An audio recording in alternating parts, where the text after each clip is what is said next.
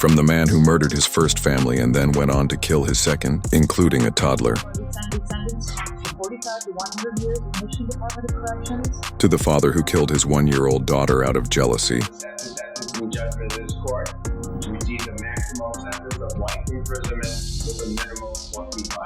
down to the mother who neglected her baby's health, ultimately leading to the child's suffering.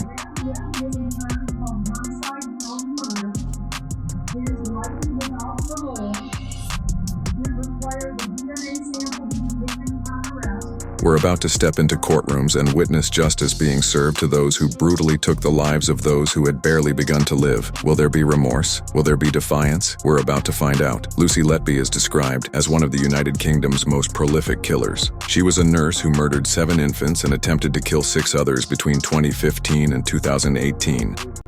Just under 13 months, you killed 7 fragile babies and attempted to kill 6 others. Take a seat at Manchester Crown Court, where this baby killer is about to face sentencing. Let's find out what the court's judgment will be and, most importantly, how she reacts to it. Lucy Letby began working as a registered nurse at the neonatal unit of the Countess of Chester Hospital in 2012. According to her staff profile, she stated that she was responsible for caring for a wide range of babies requiring different levels of support. She also mentioned that she enjoyed seeing them progress in supporting their families. She was unremarkable as a nurse. She had a normal friendship group, a family. She had a normal social life. Everything you would expect somebody in their 20s to do. She was operating in plain sight because she was so normal. Before Letby joined the neonatal unit, the unit typically saw only 2 or 3 deaths per year, with those cases involving babies who failed to respond normally to resuscitation attempts. However, in June 2015, the unit witnessed the deaths of 3 infants. An informal review determined that all 3 deaths were due to a medication error. Investigators also noticed that Letby had been on shift during each incident, but dismissed it as a coincidence, especially since she frequently took on extra shifts to help cover staffing shortages. One of them said, every time this is happening to me, that I'm being called in for these catastrophic events which were unexpected and unexplained, Lucy Letby is there. And then somebody else said, yes, I found that. And then someone else had the same response. In October 2015, a ward manager conducted her own review and noted that Letby was the only staff member consistently present during incidents of unexplained collapses and deaths. By February 2016, there had been a total of 5 unexplained deaths and collapses within the unit, which led to an investigation. However, the executive team ultimately deemed the incidents to be coincidental. On 24th of June 2016, following the deaths of 2 triplet babies on that day and the previous day, the lead neonatologist demanded that Letby be removed from the unit. Despite this, the duty executive insisted that Letby was safe to continue working and stated she was happy to take responsibility if anything happened to the babies under Letby's care. Pediatricians were certainly concerned that someone, and suspicions that Lucy Letby, could have been harming and perhaps killing patients on the unit. If they just listened to us hospital pediatricians, I think the police would have been called in a lot earlier.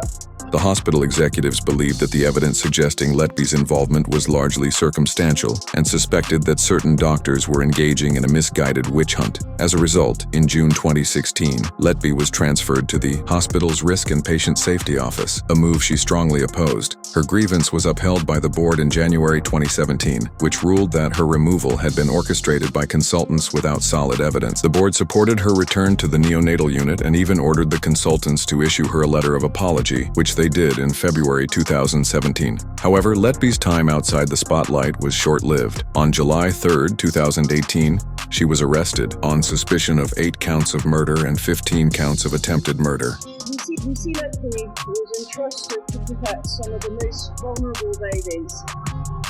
In her hands, innocuous substances like air, milk, or medication like insulin would become lethal.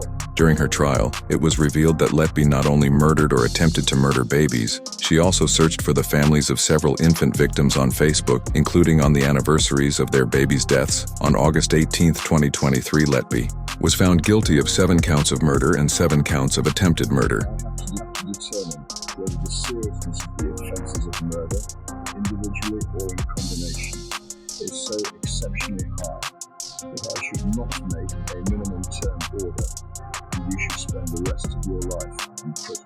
She was sentenced to life imprisonment with a whole life order, meaning there was no possibility of parole. If you thought these crimes were despicable, wait until you meet our next defendant, someone who murdered a toddler out of jealousy.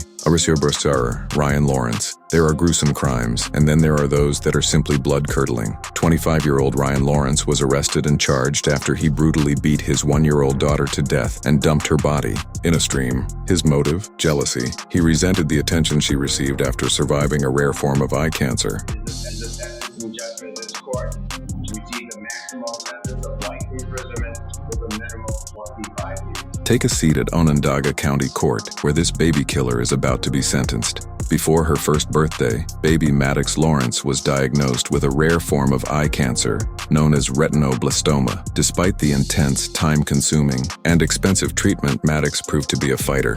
Her survival should have been a joyous moment for her family, but not everyone shared in that happiness. Her father, Ryan Lawrence, resented the attention she received and soon became consumed with jealousy. While it's shocking to imagine a 25-year-old adult being envious of a toddler, nothing could have prepared anyone for what happened next. What was it that makes people think that he would hurt himself? Just a message, he left a message with her last night. I don't want to go into the details of it totally, but it just caused concern for all of us involved that maybe he just wasn't thinking right last night. Just months shy of her second birthday, 21-month-old Maddox Lawrence and her father Ryan were declared missing on February 20th, 2016. 36 hours later, Maddox's body was discovered in a harbor in the city of Syracuse, and Ryan was arrested.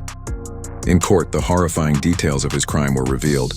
Ryan had kidnapped his daughter and taken her to a remote, secluded location where he struck her in the head with a baseball bat, killing her instantly.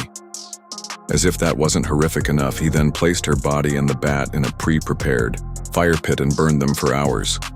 When he was done, Ryan placed his daughter's charred remains in a container and disposed of them in Onondaga Creek. He was initially charged with second-degree murder, but the charges were later upgraded to first-degree murder. Is hell. Hell exists. It's real. I know that. And I created it for myself. You don't have to die. Is hell? Hell exists. It's real. I know that, and I've created it for myself. You don't have to die. These were Ryan Lawrence's haunting words. Though he eventually apologized for his actions, no words could undo the horror of what he had done. Maddox was gone and nothing could bring her back. This painful reality was evident in her mother's deeply emotional victim impact statement, a heartbreaking testament to the unimaginable loss she had suffered.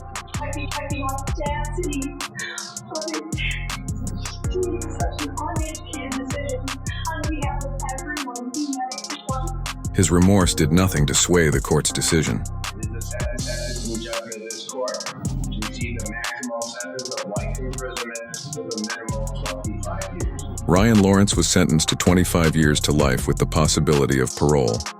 While he murdered out of pure jealousy, our next defendant had no motive other than sheer negligence, neglect that led to the tragic death of a baby.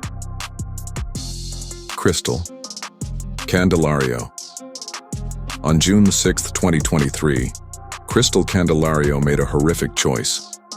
She left for a 10-day summer vacation, abandoning her 16-month-old daughter, Jailyn, alone in a playpen with only a few bottles of milk. By the time she returned on June 16th, she came home to the lifeless body of her child.